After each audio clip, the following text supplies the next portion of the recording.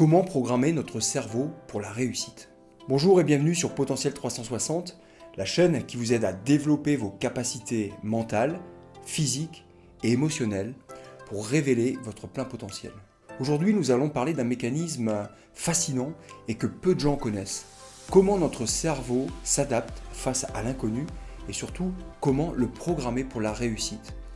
Comme par exemple pour se préparer à un examen, un concours, une compétition sportive ou encore développer de nouvelles compétences. Tout d'abord, il est important de comprendre comment fonctionne notre cerveau chaque fois que nous sommes confrontés à une nouvelle situation. Que ce soit pour un défi ou un imprévu, notre cerveau fait quelque chose de très précis. Il scanne sa mémoire à la recherche d'une expérience passée plus ou moins similaire à celle que nous sommes en train de vivre. Il cherche donc dans ses dossiers une référence, une carte, une scène, un souvenir, un événement auquel il peut se raccrocher pour décider comment agir et comment s'adapter à la situation que nous sommes en train de vivre. C'est bien sûr un processus ultra rapide et inconscient, mais qui a une conséquence directe sur notre comportement et notre réaction. Pour simplifier, s'il a déjà vécu une situation identique, alors il va utiliser cette référence comme modèle et l'ajuster en fonction si nécessaire. Mais que se passe-t-il si le cerveau n'a pas de référence ? Alors il peut se mettre en alerte, voire se bloquer. Et cette situation est génératrice de stress, de panique et nous fait perdre nos moyens. Et c'est là que ça devient intéressant. Plus nous avons de références internes, plus notre cerveau est à l'aise face à la nouveauté.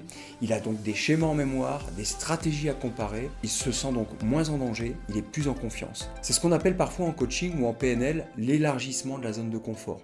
On ne sort pas de notre zone de confort, on l'élargit en créant de nouvelles cartes internes. Et voici ce qui est passionnant. Le cerveau ne fait pas totalement la différence entre une expérience vécue et une expérience intensément imaginée. C'est ce qu'utilisent les sportifs de haut niveau, les comédiens, les forces spéciales, les pilotes de chasse, les conférenciers en préparation mentale. Ils visualisent des scénarios positifs, des gestes précis et réussis, des attitudes positives et gagnantes pour que leur cerveau les reconnaisse comme des expériences valides. On peut donc créer par l'imaginaire des ressources mentales, des cartes internes qu'on utilisera plus tard dans des situations réelles. L'objectif, optimiser son potentiel et ses compétences et surtout réduire son niveau de stress en situation réelle. L'imagerie mentale est une ressource accessible à tous pour mieux gérer son quotidien. Dans la vie courante, elle permet de se préparer à des situations stressantes comme par exemple un rendez-vous important, une prise de parole en public, un conflit à gérer, un examen médical ou un entretien. En s'imaginant réussir avec calme et maîtrise, on réduit l'anxiété et on programme un comportement adapté. Mais cette capacité va encore plus loin. Même dans la médecine, on l'utilise. Dans les services notamment de rééducation, certaines personnes qui ont été victimes d'accidents sont invitées à visualiser mentalement des mouvements, des gestes précis, comme s'ils les réalisaient réellement.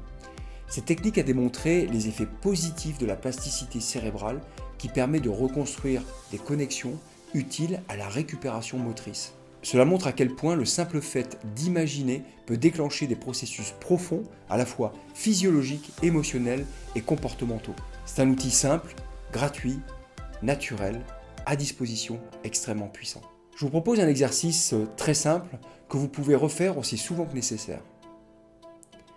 Première étape, pensez à une situation future que vous appréhendez.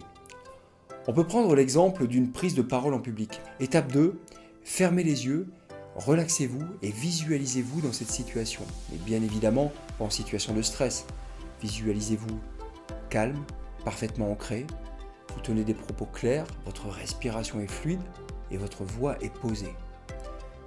Troisième étape, activez vos 5 sens. Entendez le son autour de vous. Sentez l'air autour de vous. Regardez les personnes avec calme et sérénité. Ensuite, associez une émotion forte de confiance en vous et d'assurance. Ressentez et développez cette sensation dans votre corps. Ensuite, ancrez cette image en répétant une phrase mentale.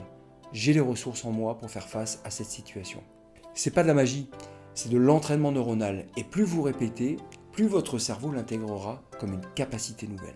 Ce que vous répétez par l'imaginaire devient une référence. Donc même avec des jeux de rôle imaginaires, vous pouvez créer des cartes mentales internes nouvelles qui vont ensuite servir de point d'appui quand la situation réelle se présentera.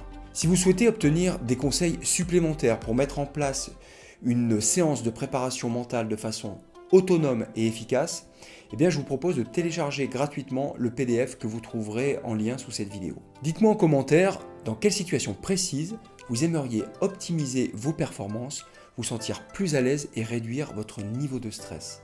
Merci de liker cette vidéo, de la partager et je vous rappelle que vous avez la possibilité de vous abonner à la chaîne Potentiel 360 de façon à ne manquer aucune vidéo.